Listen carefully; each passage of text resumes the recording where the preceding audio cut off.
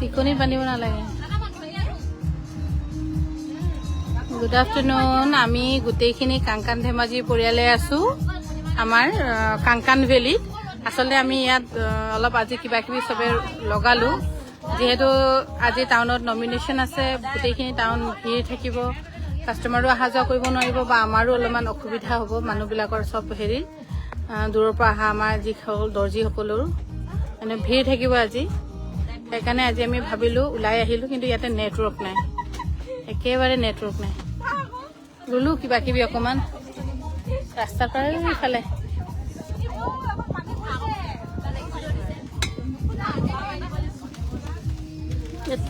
আজি কি কি বনাইছো কচোন?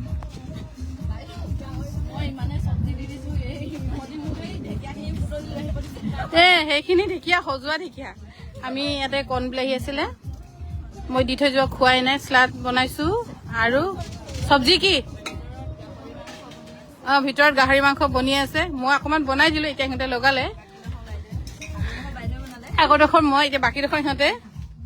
আমি ইয়াত বনাই মেলি চবে ভাত পানী খাই যামগে। আৰু আপঙো অকমান চাকিলো, আৰু জেগা এটা আছে চাকিবলৈ। আপঙো বনালো, আপং চাকিলো, চাইমত লৈ আহিছিলো।